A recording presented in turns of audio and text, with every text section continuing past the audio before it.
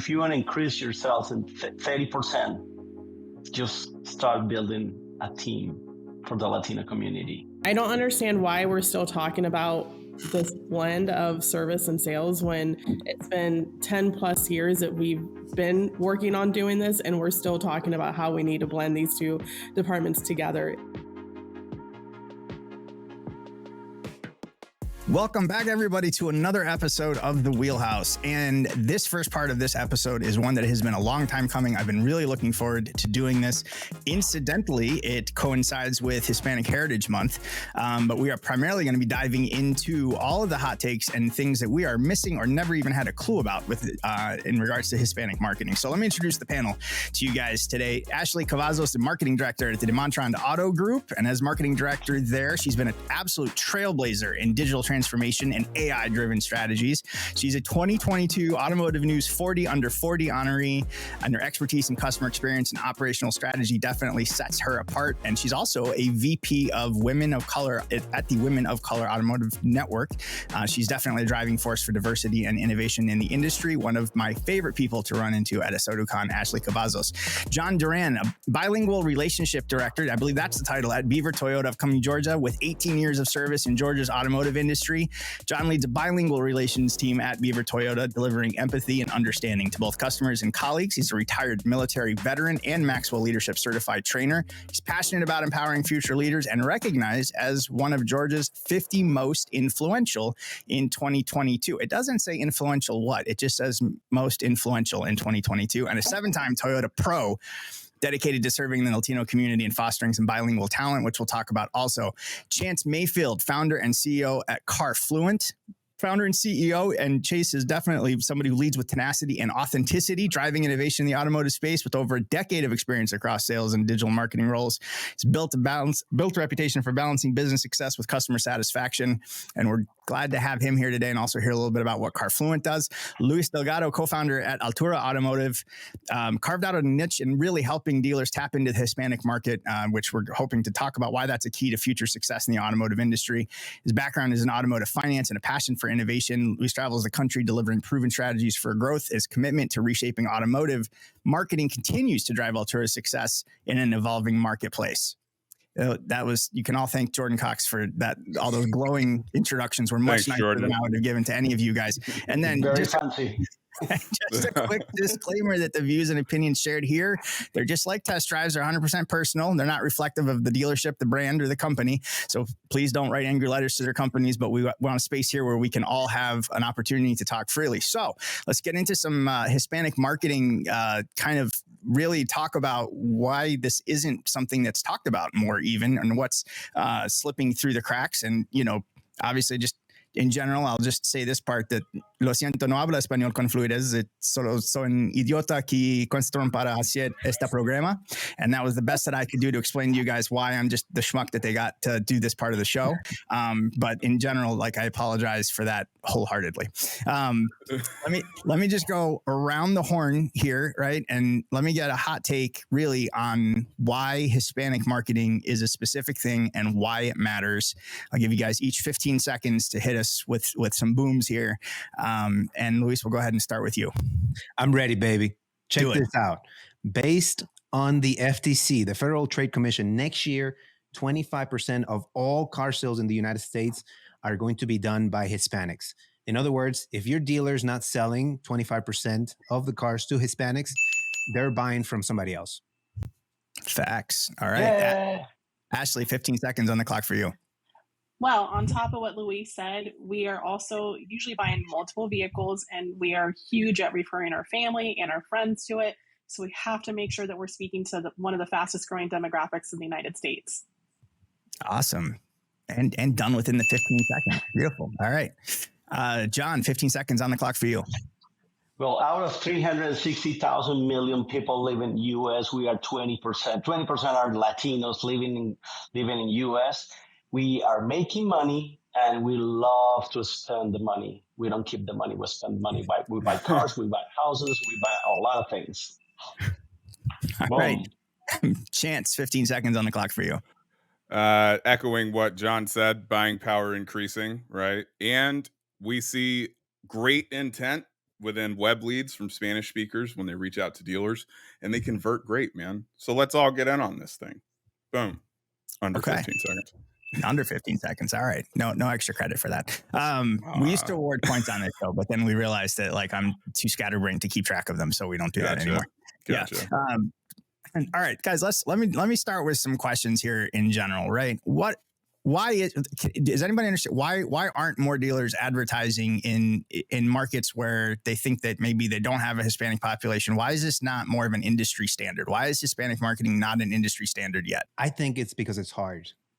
It's not it's a low hanging fruit, but it's sort of like I don't want to say ugly low hanging fruit, but it's just a low hanging fruit that not everybody, that a lot of people want to get it, but they don't, because they turn on ads and then they start getting leads, and then it takes work to follow up with to build a relationship.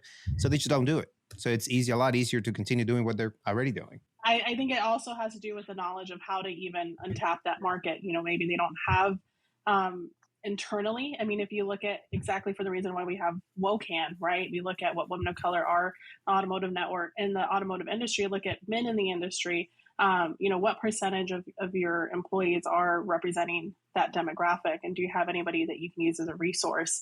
And on top of it, as somebody who is a marketer, it's also a separate budget. So when you're trying to keep your dollars tight, right, and you're trying to figure out where do I allocate these dollars, now I've got to make a separate budget for, marketing my Hispanic customers as well. Yeah. Or do I? That's the question. Mm-hmm. Yeah, one of the things that we have to keep in mind is we have to be intentional. If we got the budget for advertising for Latino community, but we don't have a team together that is going to be receiving the customers and taking care of the customer, we are basically wasting money. And that's probably the reason why people are just like leaving that aside, because they're not having the intention to put a team together to help the community. It's just like if you are a tier 1 or tier 2 dealership and you decide to spend money on credit challenge campaign and you don't have good relationship with secondary banks, you're just basically wasting the money. The same thing happened with Latino community. If you don't have a team in place ready to receive the community, and we got one or two Garcias on the store that they don't speak the language, it's just basically it's not going to work. It makes no sense at all. I'm going to jump in here and say tech limitations, man. On top of what Luis said, because it is hard, right? Due to those tech limitations, we've got to think through what are we missing, right? Where are the friction points? And it's unusual where it happens with Spanish speakers versus English speakers, man. We just set it, you know what I mean? It automatically does its thing, right? We meet at the end of the month and talk about analytics, but you can't get analytics if you're driving somebody somewhere they can't really read or engage. You know what I mean? So tech limitations and really just spending time workshopping it, actually thinking through it and putting themselves in these shoes, or in Spanish speakers' shoes, right? And understanding what they're actually being presented through advertising, right? And what's also being presented in terms of merchandising inventory, right? It's difficult to figure that stuff out with data-driven platforms that, the data is all in English, right? So those. Yeah. So that's my bet. No, moving to then really to the next thing I wanted to ask is what are dealers missing in their marketing efforts, towards Hispanic, or actually even what are some of the biggest misconceptions, and even just from a couple, like I'll play devil's advocate, right? So it's like Hispanic shoppers don't go on Auto Trader. They don't go on Car Gurus. Why do I need to do something special? What other things, what are the other sort of biggest missteps? I think one, and this, I'm Hispanic. I can understand Spanish. I can't speak Spanish, right? And sometimes it's not even just having that Spanish language ad, but having your ads show people that look like the consumer. Show me people that look like me in your ads or in your showroom floor. I think a lot of times we have to have a separate English and a Spanish, and I do agree we do need Spanish speaking ads, but it's not always that complicated. Even if you just had some diversity in your ads, then you might see a lift in that target area as well. I think that, and what Ashley mentioned, we're really what we're all talking about, but essentially treating the community, the Hispanic community, almost like a different, like with a different bucket, right? Is not like we have to embrace WhatsApp. We have to embrace tools like Chance tools that translates the website into the inventory, right? We have to embrace just new ways to approach it. Even I believe even to the level that even creating a different CRM that is specifically for the Hispanic market. I think tech limitations might be one of the things I think.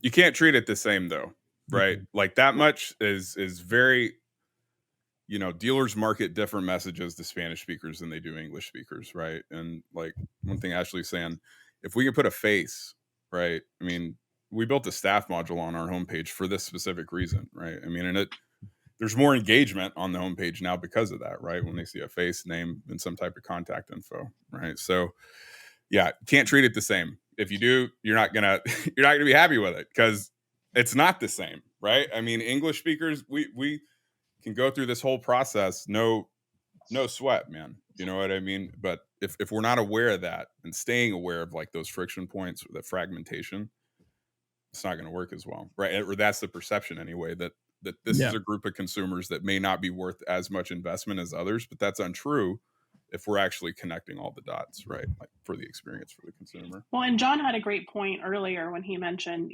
don't like, you're going to have Garcias on the showroom floor, make sure that they can speak Spanish too. But, don't put those ads out there if you don't have somebody that is able to help, and not just in one person in the whole dealership. Like, do you have somebody in service? Do your advisors? Do you have a parts counter person? Do you have a salesperson? You don't want to exhaust the person as having, my husband was usually somebody that people look to, and he worked in parts or he'd work in a different department, but they're like, hey, do you speak Spanish? Can you come help, over here? And you don't want that person running all over your dealership being that translator for your customer. So just making sure that you're thinking about that. If you're going to target to your Hispanic market, make sure that you're equipped for it before, from a tech space and, a translation space as well. And maybe it's not the customer themselves. Maybe they're bringing their parents and they want to be able to, help explain that to their parents, and you can relate to them as well. Well, one of the other things that we have to keep in mind is Latinos. 80% of Latinos speak Spanish at home. So when you hear the language in a place where you want to spend your money, that makes it a little bit more familiar, and you're just going to be more comfortable making that kind of decision. Number one. Number two, we want to we refer customers. We are the one who's going to say, hey, go ahead and see Luis on Beaver Toyota. Luis is great. He's going to help you. He's going to just tell him that Luis is my friend. It's mi amigo. He's going to help you buy a car. So that creates a relationship. And for that kind of thing, you have to be intentional. Again, you have to have the vehicles for the community. We don't buy the same kind of cars. We love trucks. We like big trucks. We like that. So if you don't, there's a lot of accommodation that you have to do in your dealership.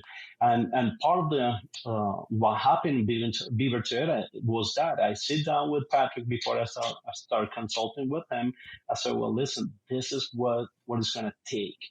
We need a bank that's going to help us with tax IDs, financing vehicles. Number one. Number two, we may need. He said he asked me, John, send me the list of the inventory, the vehicle that I have to add to my inventory. Then how many people are we going to have in the sales team? And can we have someone on finance? Can we have yes? And we create the whole building. 50% of the dealership now speak Spanish. We got people in service, we got people in finance, we got people in sales, parts, every single department. So out of the 250 people working at the dealership, 50% of the stores speak both Yeah. languages. And I think there's a couple of good points there. I mean, one is, even when I was a salesperson, I always was taught, like, make sure you're the guy. When, somebody buys a car from you, you want them to be talking about you to their friends and their family, like you're their guy, and that they feel comfortable sending you along. But in the Hispanic community, though, then there's a lot more of like the go see my guy.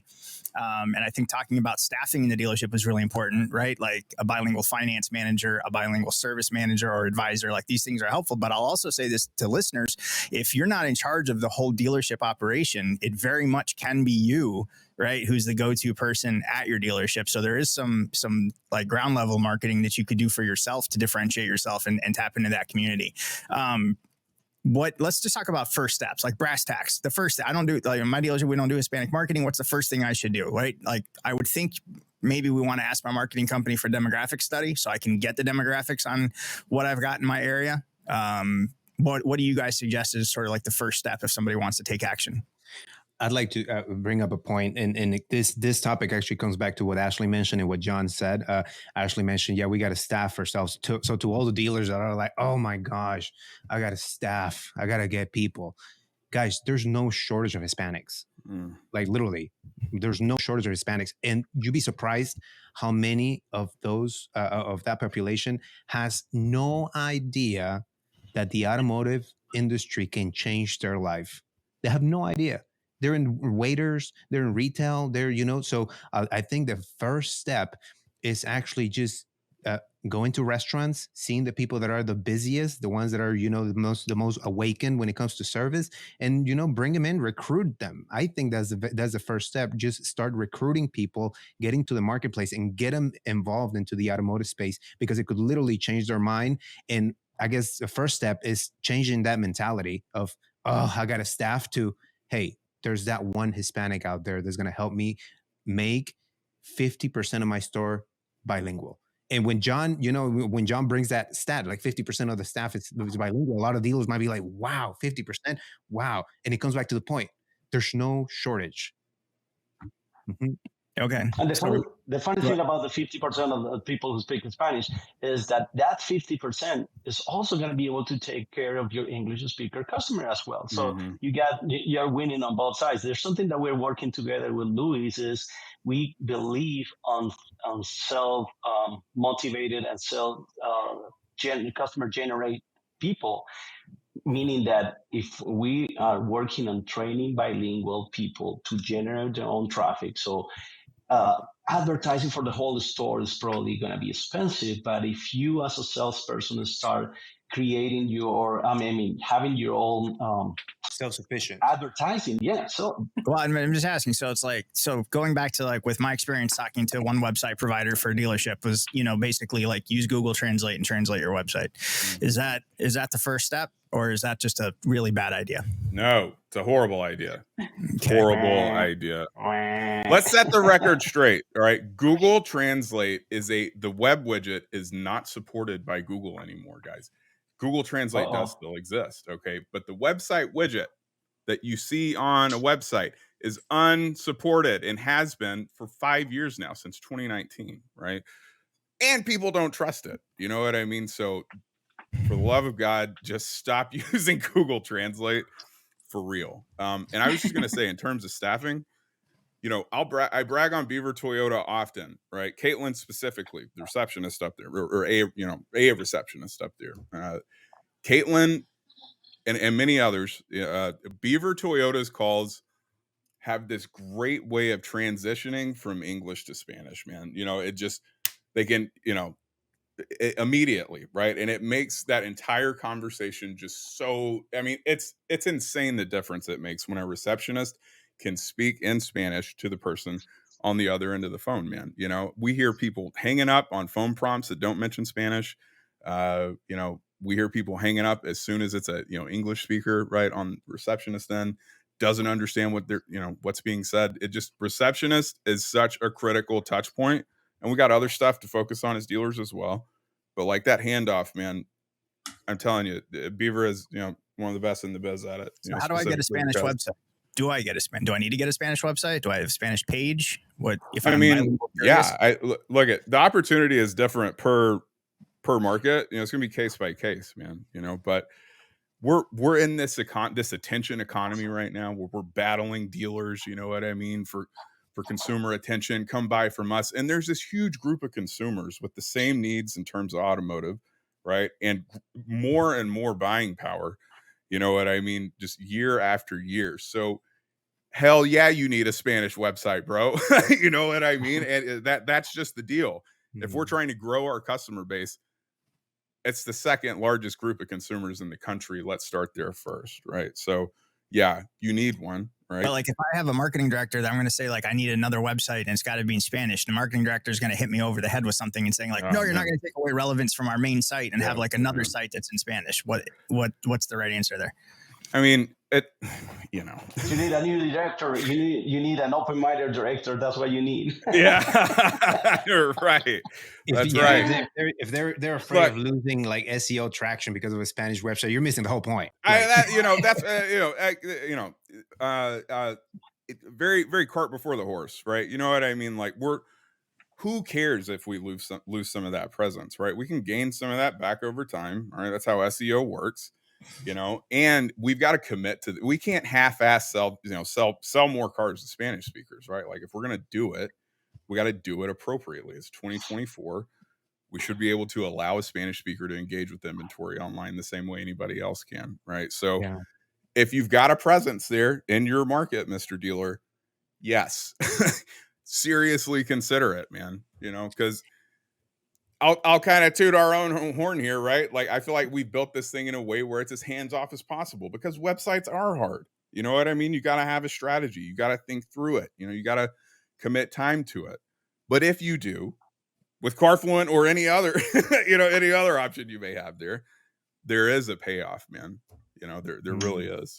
What I was going to mention earlier too is like we also have to make sure we're getting involved in our community. Like we're talking about digital ways to get in front of the customer, but what are you doing to get involved with that community? Because it is a very face-to-face relationship interaction. So yes, go out and find your employees and see who you can recruit into helping on that side of the business, but also make sure that these customers know how to find you, that you exist, that you have people, because it's just going to take a few people to spread that word like wildfire, and they're going to be like, oh, make sure you go visit DeMontron because they've got half of their staff that speaks Spanish and they've got people ready to help you. But don't I need something on my website though? You do, but you want to make sure that you're ready on both sides of that. It's not a one or the other, right? You have to make sure that you're touching that part of the life cycle as well. And a lot of times we gravitate, and I'm very much in the like it's a digital world, but I do know when it comes to that community, what are we doing to get in front of them? And I am thinking of, looking at radio because we still have a lot of the Hispanic community, listens to regular radio. So are you getting in front of the Spanish radio stations? All day. Yeah, I know listener stats from different parts of the country show just an amazing amount of usage from radio and connected radio on the Spanish channels. And as somebody whose family owns Spanish radio stations, I can speak for a fact that it is a very thriving market. We have the largest Spanish radio station in San Antonio. And if you go look at their Facebook page, it is crazy how people connect with them.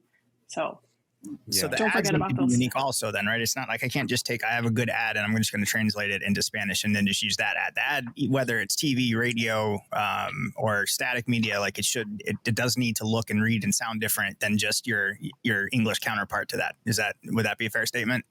Absolutely. Tell me a little bit about language, right? Because we're talking about, the most spoken language on earth, I think. Certainly not everyone speaks the same variety. What are the things what are the pitfalls to look out for? What's the best way to do that? One of the things about language is Latinos, we are diverse. When we get the census, we are white Latinos, black Latinos, Asian Latinos. That's part of the question that they ask. Are you Hispanic? White, Hispanic, black, Hispanic, so diversity, but we all speak the same language. Yeah. Different terminology, and that makes a little bit of a difference, but it's nothing crazy.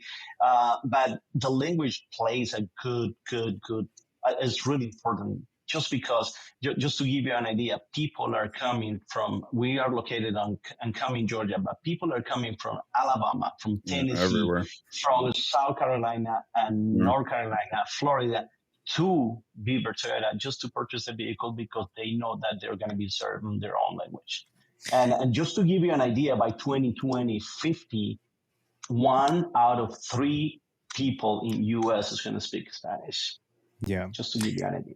I'd like to point something out what John said. He said, and he's right, people are driving like 6-7 hours to buy a car. And and let me tell you guys that it's not because they have a Spanish website. It's because of the relationship that they have with John and the team, that they're driving past dozens of dealerships that have no idea that they have customers like driving past them to go to Beaver Toyota, right? It is because of the relationship. So yeah, the website is important, to make sure that we connect in the language, but the relationship, and that's part of why approaching the market is hard, is because it takes work to build the relationship, to make sure that they're present, being approachable by being in the community, like Beaver Toyota and like John and Ashley mentioned, being in the community, involved in the community. They see you there, they see you on radio, they see you on social media, and they're like, wow, this guy is everywhere. Maybe I should, I think I saw a tag of Beaver Toyota. You know what? Let's go talk to John. They're not going to go and, let's go see if they got a red Corolla that's a platinum package and like that's at this price point. And if they don't have it, I'm going to go to the one next door. No, they're going to go with John and say, hey, John, how can you help me? What can I get? Right? They're not going to be like, I guess like white folks. They're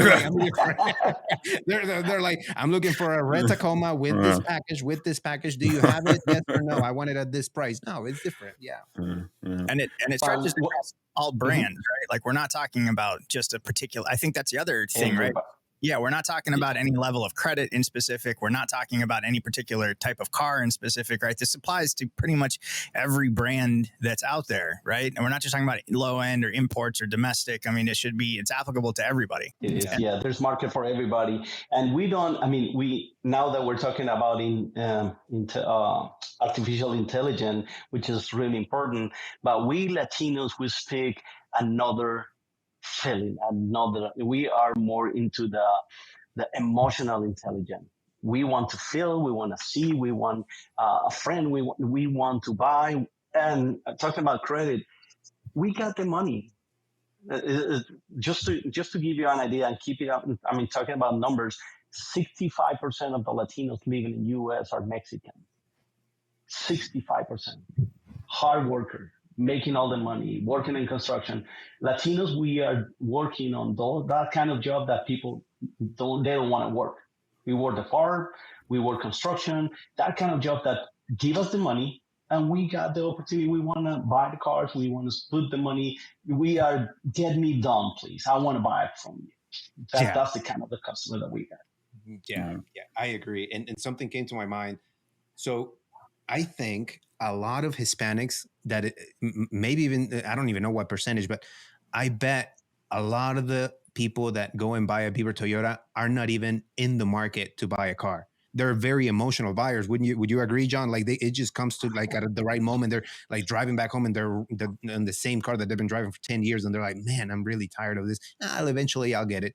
Hey, John Duran, you should go see him to buy a car. And then they happen to be in the market like all of a sudden, and then they go buy, right? So I think, what do you think, Jack? Do you think that's true? Yeah, sometimes people are just, can you give me a ride to the dealership? And then, I'll give you a ride. And at the end of the day, they're both buying cars from the dealership.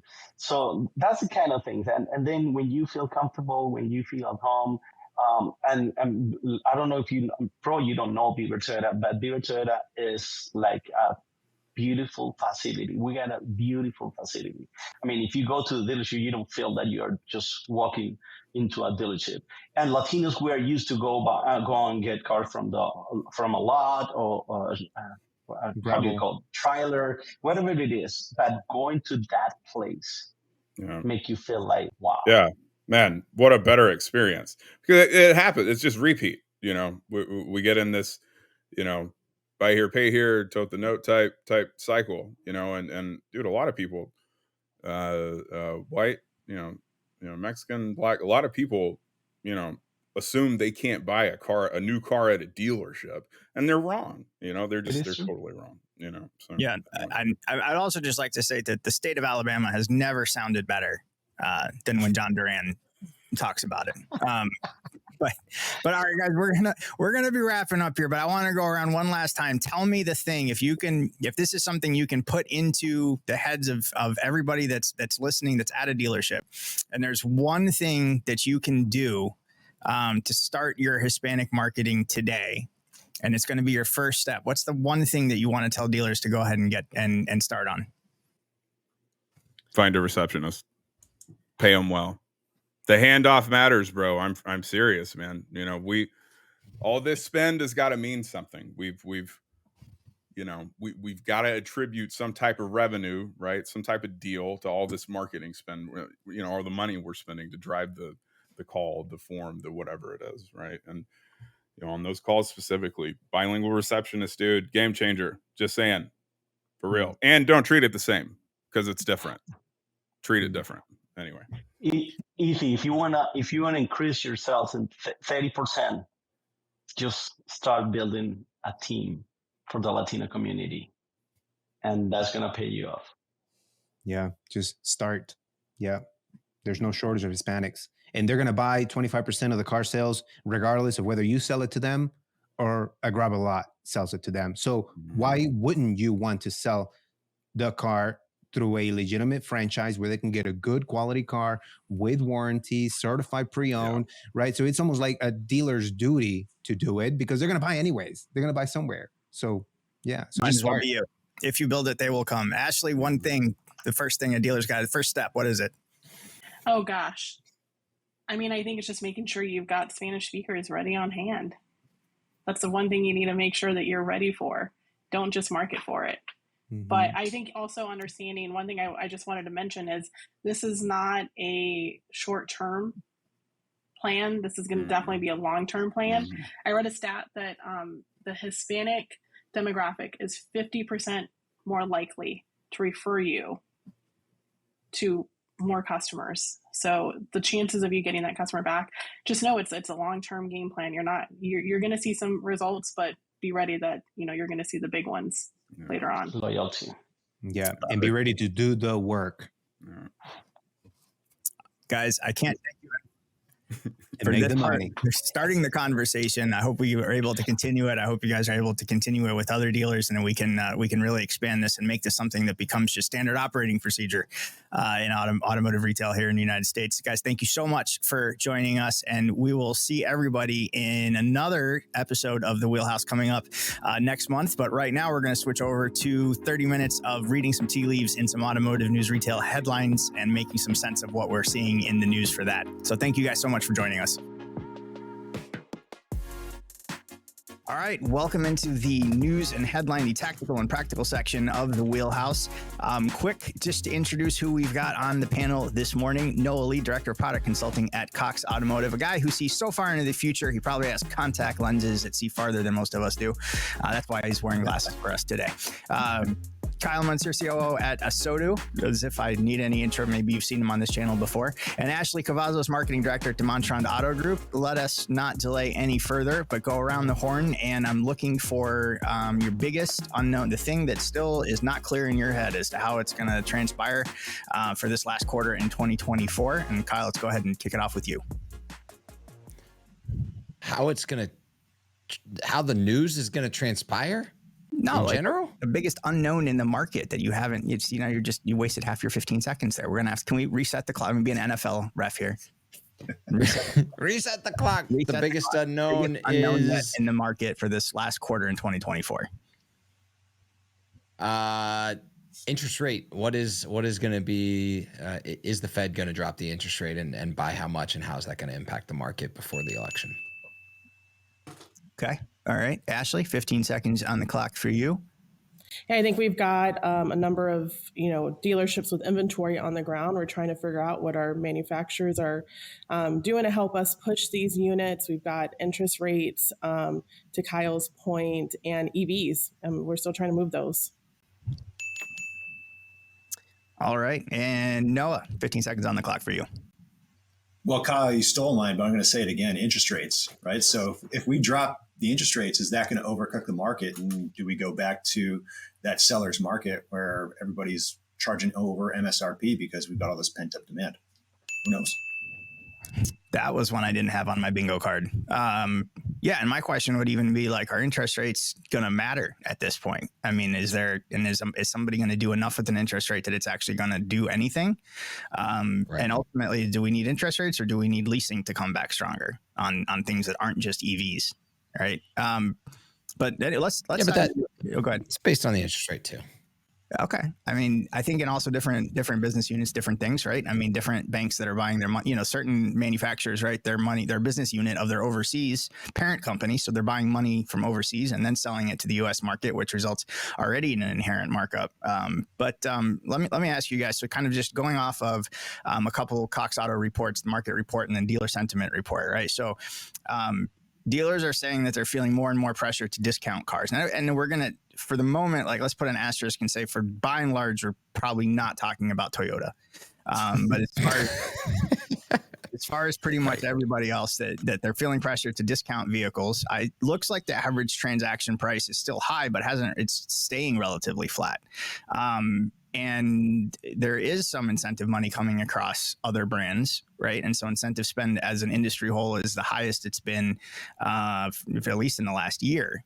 And then we've also, I think, according to DealerTrack, they saw a 10% uptick in credit applications that didn't translate into more credit approvals. Help me make sense of how that plays into what should the game plan be? How does that affect what you're planning for the rest of the year? If any of that makes sense. Yeah, I can start it off. I mean, I think margin is going to get compressed regardless. And that's just going to be the reality of the situation. We're seeing more of a buyer's market right now. I think for dealerships, you got to really think about like that cradle to cradle life cycle for that shopper. So really making sure that you're scheduling that first service with that buyer on the day of purchase, because if you do that, that increases the likelihood that they service the vehicle at the dealership for the next, or by 40%. I mean, it's a pretty significant amount, and that's going to be covering your bills at the end of the day. And the other thing too is, depending on the manufacturer, we're starting to see the ability to price below invoice publicly. Like Nissan is famous for doing that right now. And, we're starting to see some other manufacturers out there. But for those that you can't advertise below invoice, think about using an instant e-price tool. I know e-price is kind of like an old school tactic, but being able to unlock that lower than invoice price on your website is a really powerful tool to get people to, show more interest in that vehicle. And then focus in on F&I, right? So thinking about gap insurance, service plans, that kind of stuff, incorporating that into your DR tool, into your sales process earlier in the sales process is a great way to kind of boost that margin that you're losing in the lower price of vehicles that you have to sell. Well, I think that's the interesting part, Noah, is, we're talking about it being a buyer's market, and what are we doing to, make sure that we're increasing our loyalty with our customers. It's not that market where we were waiting for customers to come into us and we can really make, what we wanted to have happen. They've got options. There's a competitive market out there.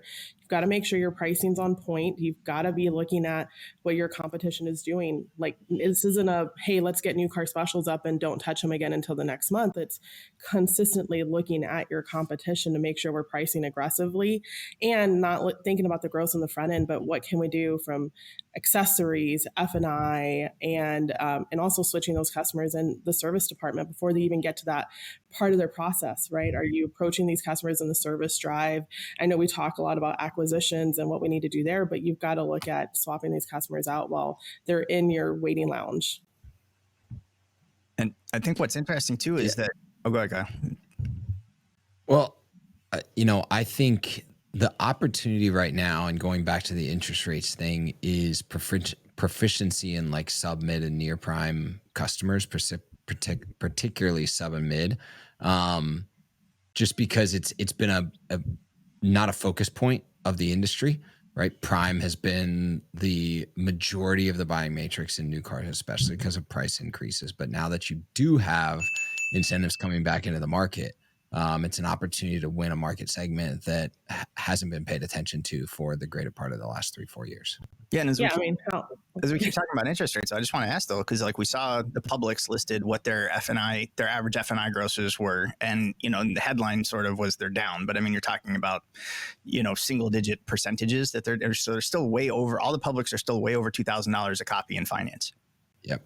Okay, so that's hundreds of stores, different brands all across the country, and all these different brands are still over $2,000 a copy in F&I, and traditionally that's going to be primarily rate driven.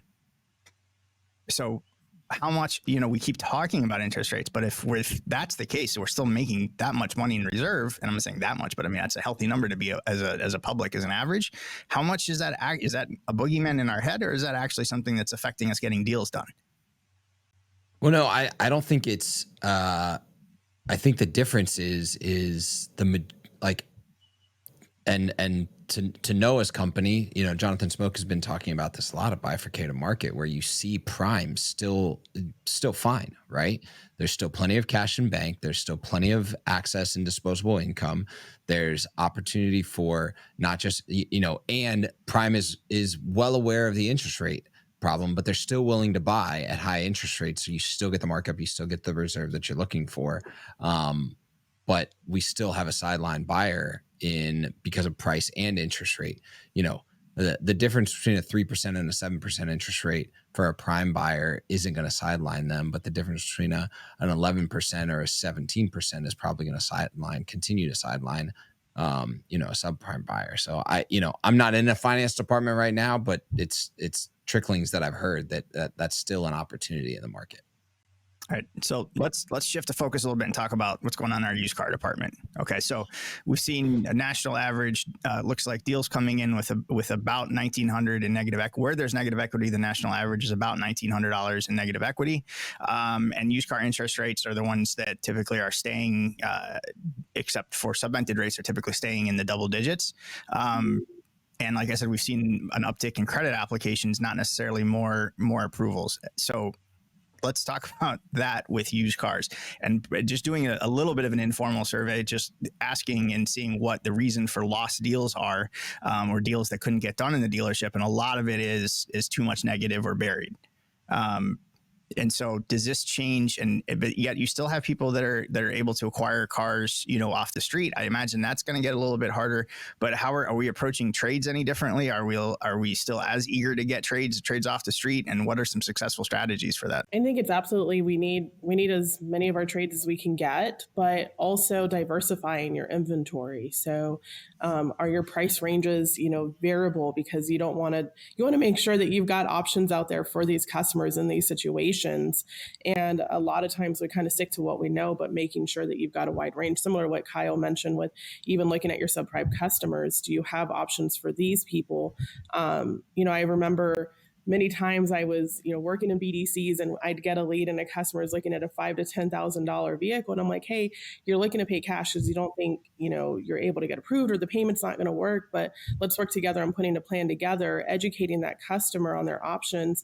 I know this is going to be a higher interest rate. I know the payment is within your range. Keep making your payments on time and we can come back with a better plan. But it's that education of the customer that we have to make sure that they're aware of, because they're seeing and hearing a lot of things on the news on top of it.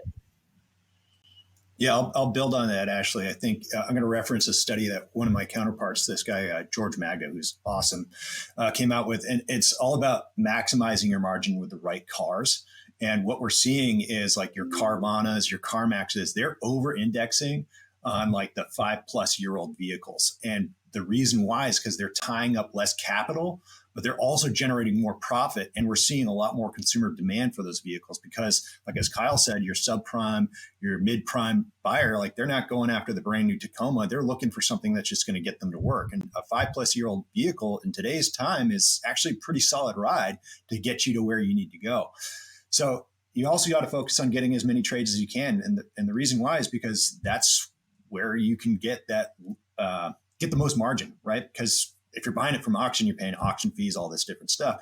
So you got to have a really aggressive strategy. One is definitely activate your service drive. That's going to be your in-house auction that's always got vehicles coming through that you have a pretty good idea of, the service history of them, and you're not paying auction fees for them.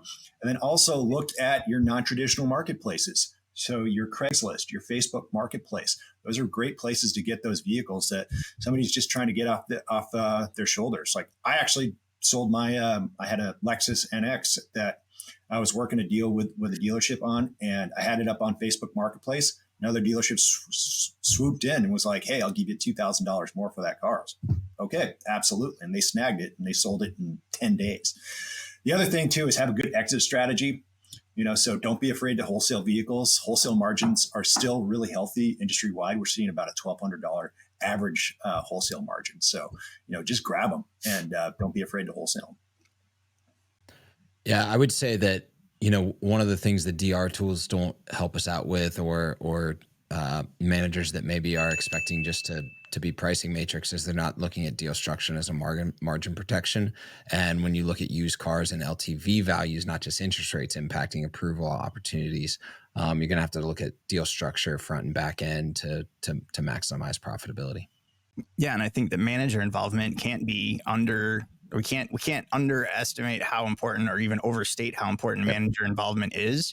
And so, because we hear a lot, even we heard from Anita Stout from Lithia, right? She said like we didn't do a great job of educating our sales staff during COVID to how to sell after COVID. And this is a lot of what the complaining that we have, going on around us right now.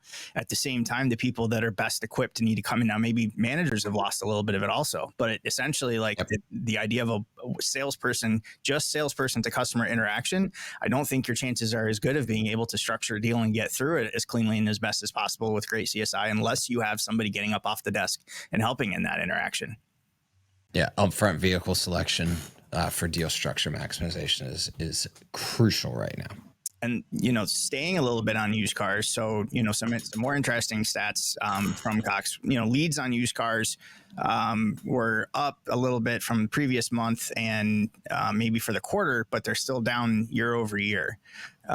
Is that anything that we need to consider? Like, should we change anything about how we're describing our used cars or putting them online, or is this also any telling tale about what's to come for used cars? Well, I can say this, on the sites that I'm tracking, and I have currently access to a few hundred GA accounts through some consulting and tech work that I'm doing, and it's nowhere close to Cox, obviously. But what we're seeing is that people leveraged, the confirm availability CTA significantly through COVID.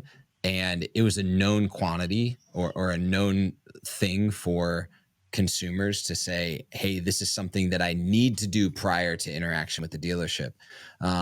So I would definitely look at that as a CTA, and is it your best performing or best optimized for the consumer's knowledge of current availability?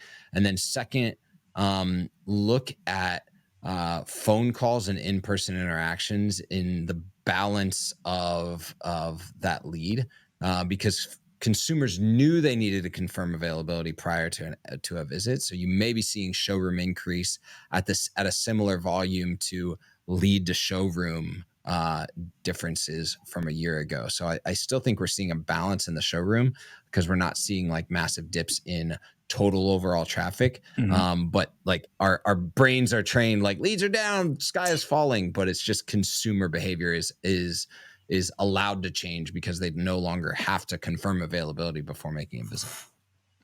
So it's just leads are down. That's the stat. Leads are down, but that doesn't affect much. I mean, that's just it. Leads are down. That doesn't mean anything else wide or spread, but just that we might be seeing like the reason. But I'm saying, like, couldn't this also, picking back off what you're saying, isn't this also changing how we're going to market with our used cars and how we expect clients to interact with us? So if we're going to be in a mindset where it's like, we're going to be getting fewer leads, what do we replace that with? What are the best things for us to put our foot forward with to replace that with? We don't need the lead, but we still need the interaction and the transaction. I mean, obviously, when that lead comes in, what's that experience like for the customer? And are we, working on retargeting? Are you using, there's a lot of technology out there that can help us stay relevant with this customer. But, are we, one of the things I've always been big on is video, right? Especially with used cars. Like as soon as that customer sends in a used car lead, like let's get them a video, show them the quality, because the photos may look good and they may question it, but let's show them how great our car looks in person and answer any questions they have. The leads may be down, but what are you doing with those leads? I think is also what we have to think about and make sure that experience is going to separate ourselves and tell that customer why they need to come in now to see that. Are we priced aggressively? Figure out what they're looking for as well. Like a lot of times customers may be thinking they want one vehicle and turns out they need something else. But it sounds kind of basic when you think about it, but we kind of need to get back there a little bit. So, Ashley, I think you had a great point there with video. I think that's so killer. Data-driven part pricing, so getting away from using a gut feeling as to how you price your vehicles over time, right? And be willing to hold on to your, I'm going to steal, Dale Pollock's strategy of, your platinum level vehicles that are going to give you more margin. Look at how your price compared to the market. Make sure you're doing what you can to lower your acquisition costs.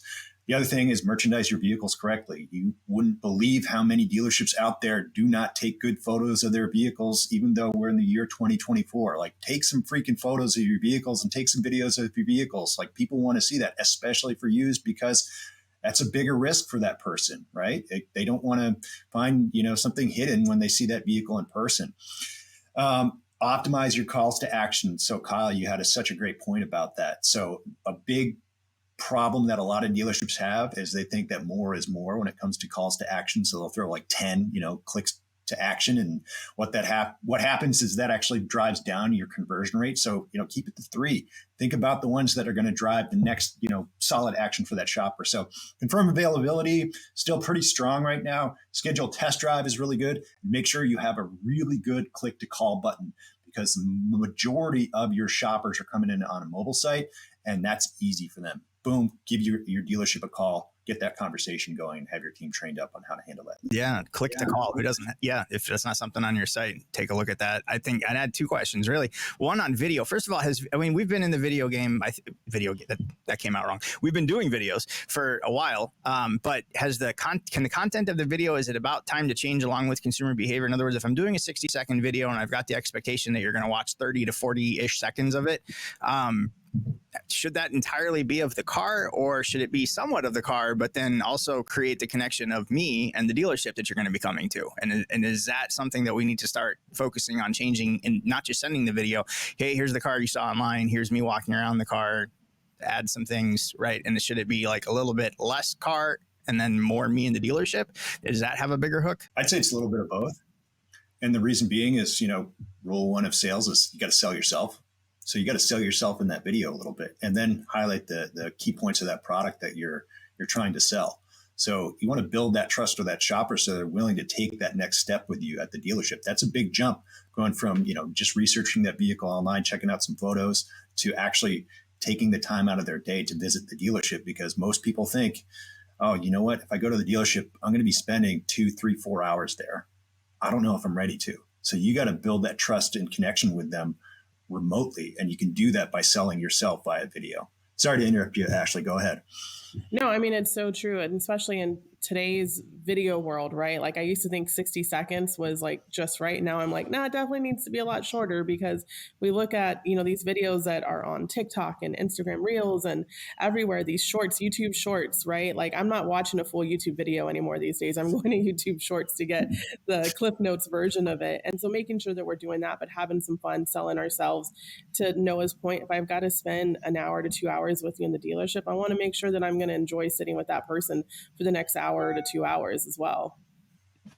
And then so this is a few months back, but I did a little round. I just submit some leads as many places as I possibly could, got some videos back. And, like, I think 6-7 years ago, some people started talking about, hey, we should maybe think about ripping templates out of the CRM because they're absolutely terrible.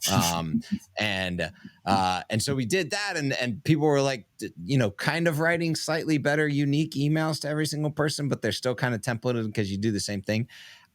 All of the videos that I got, of the few that I did, basically were almost exactly the same. And I would just say, like, hey, don't forget, these people came from a different lead source with a different interaction, with a different question, a different CTA that they clicked, a different type of car that they're interested in. And all of those should factor into the 30 to 45 seconds that you get with them if they are going to watch that video. So templates kind of exist in video too. So be careful there. Yeah, I mean, it's like, hey, Kyle, I got your request on the 2020 Toyota 4Runner off Car Gurus. I know you had a number of choices to choose from, but you chose ours, and I'm here to show you around, right? Like, call it out that, like, you chose me, especially when you're on these third-party sites. You got to acknowledge that they could have picked any other vehicle on that website or that SRP, and they chose yours. The primary place where we're spending an exorbitant amount of money in our ads is Google, right? And keyword optimization is, well, we could go on with a fight about PMAX or designing your own campaigns, but let's just say that you're designing your own campaigns, or your ad agency is, and they're still running the same strategy on a keyword strategy from last year.